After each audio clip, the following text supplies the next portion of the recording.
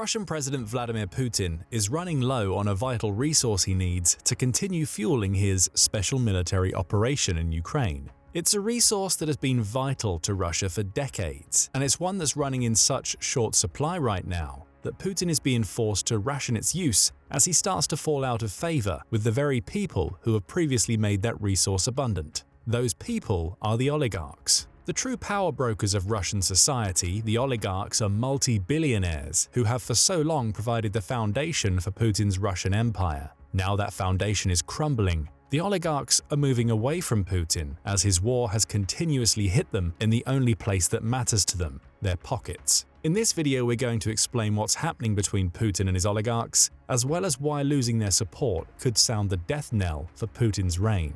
Then we'll reveal exactly which vital resource Putin is losing and why the loss of that resource is such a massive problem for him. We start in late August 2024. On August 23, 2024, Times Radio sat down with journalist Diane Francis to discuss Putin's position in the wake of Ukraine's monumental invasion of the Russian oblast of Kursk. That invasion has made all of the headlines in the war over the last month, with Ukraine using it to put a ton of pressure on Putin while shifting the momentum of the war in its own favor. The pressure is starting to mount, according to Francis. As Times Radio points out, she had written a Substack piece just one day prior in which she highlighted the perilous position Putin now finds himself in. Following the Kursk invasion, Francis says that the cracks appearing inside Russia are now deepening at an alarming rate. Those cracks were visible in 2023 when the Wagner Group leader, Yevgeny Prigozhin, launched a brief mutiny against Putin while calling for an end to the war. That mutiny was over almost as quickly as it started, with Prigozhin later dying in a plane explosion that was likely the Kremlin's doing, but it was an early sign that all was not well for Putin in Russia.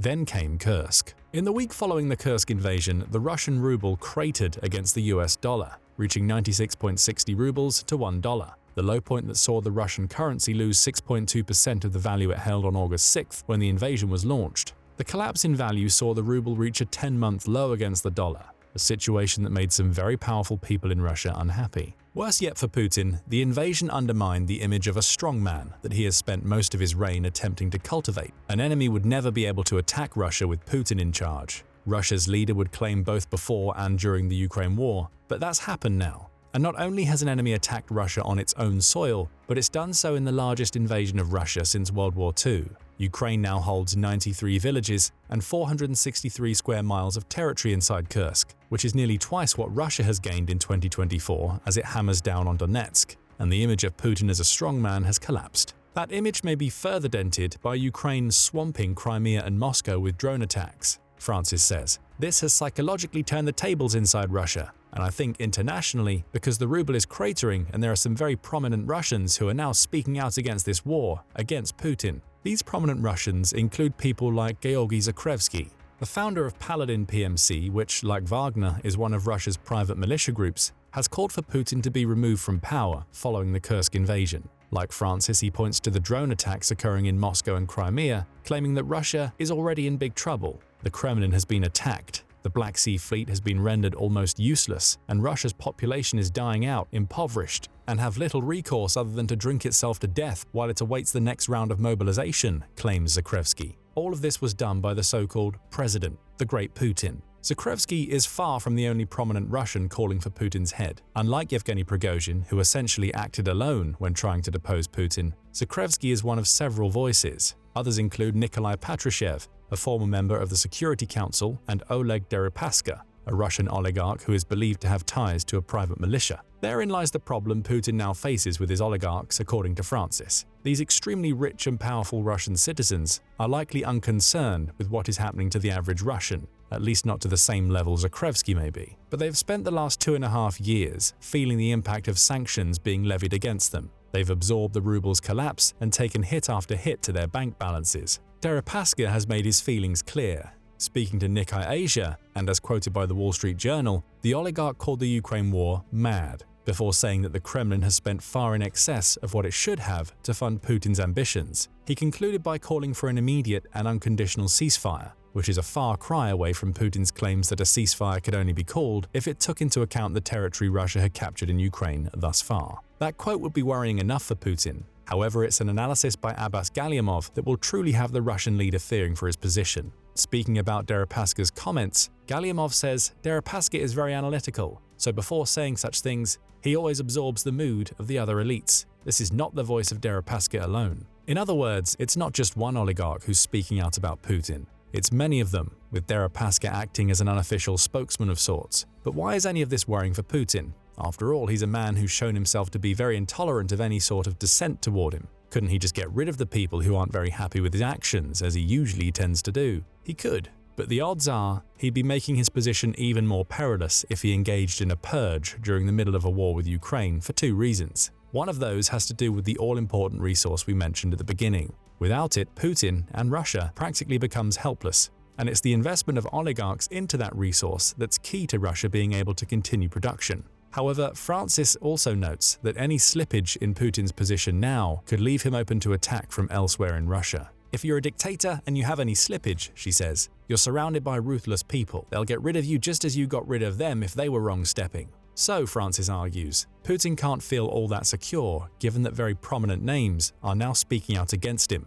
including at least one person who runs a private militia. Worse yet for Putin is that his own people aren't the only ones who are threatening to get rid of him. Francis notes that Ukraine came out with claims that it could have assassinated Putin at a recent Russian naval parade if it had gotten permission from the US to use the weapons it had provided to do the job. Newsweek reported on this incident on August 6th, the same day as the Kursk invasion, noting that Russian Deputy Foreign Minister Sergei Rybakov had claimed during a live broadcast on Russian state TV that the assassination plan was real and would have led to a new escalation if it was allowed to be carried out. Russia tried to play this off as a victory for Putin. The signal from our military leadership and the Minister of Defense to our American counterpart must have had an impact, Rybakov triumphantly claimed. But psychologically, this news has been damaging to Putin. As Francis says about the news leaking from the Ukrainian side, by leaking it, they made it very clear to Mr. Putin that they'll get him if they can. He's vulnerable. He's not invincible. So psychologically, his strength is being sapped. The head wolf of the pack is now being surrounded by many younger and hungrier wolves. Militia leaders, oligarchs, and Ukraine itself are all calling for his head, with the latter making it clear that it could have claimed it if circumstances were only slightly different. The base on which Putin has stood for so long is crumbling underneath him, and he's starting to feel nervous. The Times radio interview with Francis points out that he started transferring air defenses previously stationed on the front lines to the Kremlin in an effort to protect himself from Ukrainian aerial attacks. He's also been humiliated by the Kursk invasion, with the forced evacuation of almost 200,000 people from Russian territory being a black eye on his strongman image that hasn't gone unnoticed by Russia's power brokers and oligarchs. As Francis points out, Putin can control the state media around this incursion, but he can't stop the people in Belgorod and Kursk who are being evacuated, who are frightened and calling their relatives and telling them what's going on. In other words, Putin's stranglehold over his people is slipping. That brings another front into his war to stay in power. He's having to deal with Ukraine attacking on Russian territory, militia leaders calling for his head, and oligarchs making it clear that they are not happy with his reign. Now his own people may turn against him, as the reality of what's in front of their eyes stops aligning with the messages he puts out. All of that will be worrying enough. But as all of this has been happening, Putin has been running out of that vital resource, a resource that his war machine needs if it's going to keep churning, a resource that's critical to the everyday lives of the Russian people, and a resource that Russia, perhaps more than any country in the world, is both known for producing and relies upon for a huge portion of its financial strength. What is that resource? Oil. On August 30th, 2024, Byline TV published a YouTube video that cast a harsh light on a Russian problem that's existed in the background for several months, but is now coming to the fore as Putin's power base crumbles. The show hosted Hamish de Bretton-Gordon, who is a former British Army officer and an expert on chemical weapons. Initially, de Bretton-Gordon provided insight into Russia's missile attacks in Ukraine. It had launched the largest strike yet conducted on Ukrainian energy infrastructure toward the end of August, but the topic soon turned to Putin and Russia's precarious oil position. First, de Bretton-Gordon points out that Russian oil refineries have long been a target of Ukrainian strikes. "You attack the underbelly of the economy," he said when referring to Ukrainian strikes on Russian oil infrastructure. The Ukrainians seem to be having great success against Russian oil refineries even thousands of kilometers inside Russia. This is certainly the case. As AP News reported in June 2024 alone, Ukraine struck 3 Russian oil refineries with drone attacks in a single night, with the goal being to disrupt Russia's energy infrastructure. These operations involved the Ukrainian Security Service, also known as the SBU, with the strikes hitting Russian oil refineries in Krasnodar, Afipsky, and Ilsky. All 3 became SBU targets because they were supplying fuel that the Black Sea Fleet uses for its ships. The 3 strikes were part of a larger drone-based campaign that's seen Ukraine strike many refineries in 2024, with the problem for Putin being that many of these strikes are working. Refinery equipment is being damaged, workers are being injured or killed, and precious fuel is going up in smoke. The result of all of this, Debret Gordon claims, is that Putin is being forced to ration petroleum inside Russia. We understand that petrol is now rationed in Russia, which is just unbelievable. The lifeline to pay for this war for the Russians is pretty much coming from their fuel, their petrol, oil, and gas. If one can restrict that, then that will be a really painful measure for the Russians. Debret Gordon isn't wrong. As the Oxford Institute for Energy Studies points out,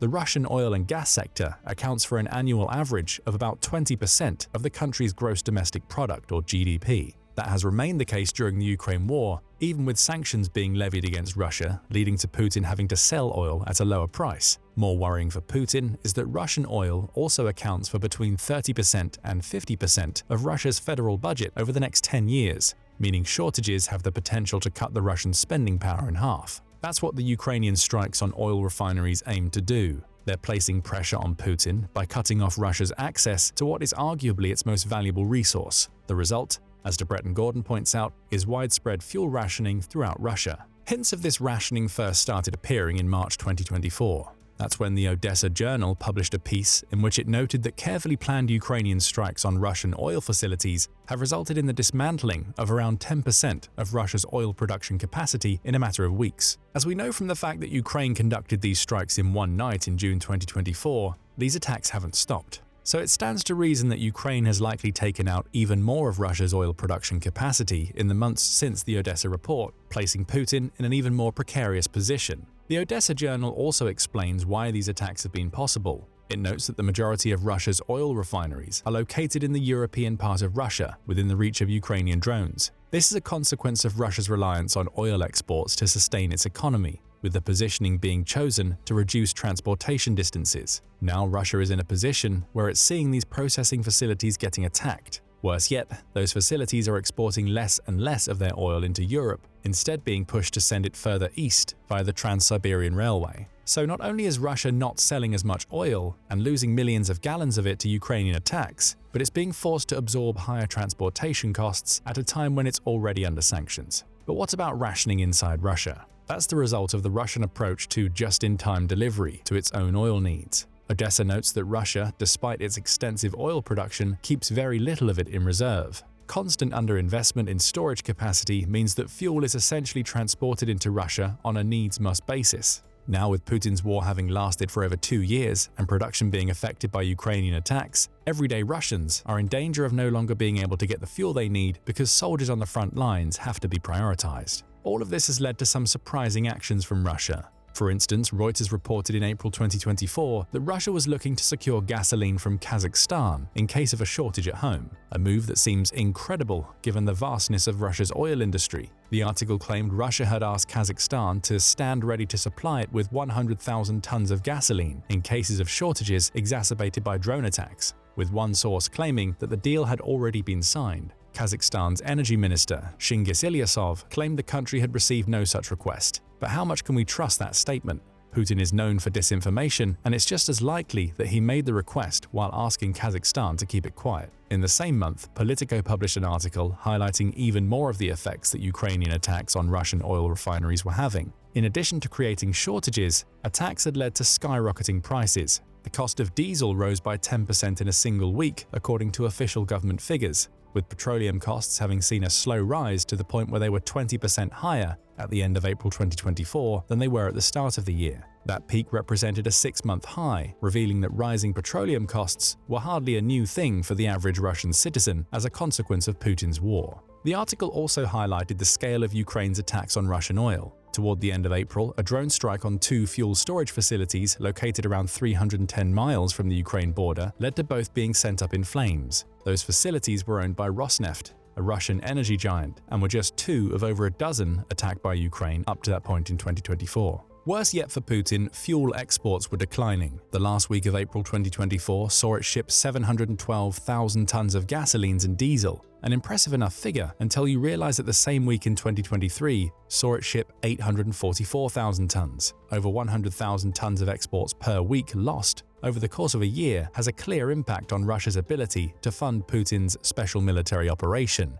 when you remember that energy sector profits account for up to half of Russia's federal budget. It all adds up to a situation that Russia can't ignore. July 2024 saw the country's Deputy Prime Minister Alexander Novak note that Russia may have to institute a gasoline export ban in August 2024 to make up for supply shortages in the domestic market. If the situation gets tense, he explained, we will not extend the waiver for gasoline exports. In truth, export bans were already in place in Russia, having been instituted in March for 6 months. However, some exceptions were made for supplies to countries such as Mongolia, which has a direct intergovernmental agreement on fuel with Russia. Those exemptions may be thrown out of the window by the end of 2024 as Russia struggles to produce enough fuel to supply its own people, never mind other countries. And all of the while, Ukrainian attacks on Russian oil infrastructure keep coming. Putin's struggling to keep it all under control, and Breton Gordon says all of this has the Russian president worried. I think Putin is rattled, he claimed while speaking to Byline TV. I've discussed this with security friends of mine who know rather better than I do about this, who would say he is absolutely rattled.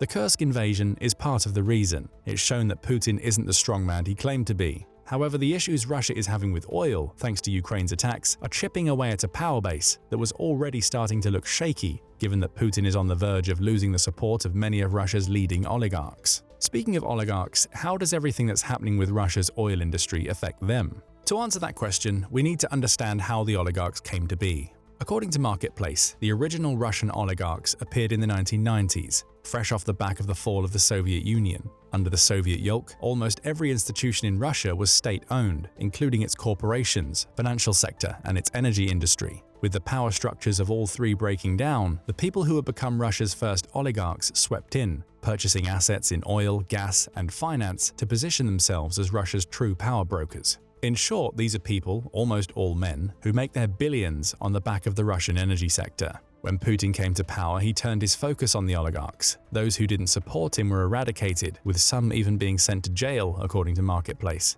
In their place came a fresh batch of oligarchs over whom Putin could maintain some level of control because their wealth was granted via money from the Russian state. That money didn't come directly, though.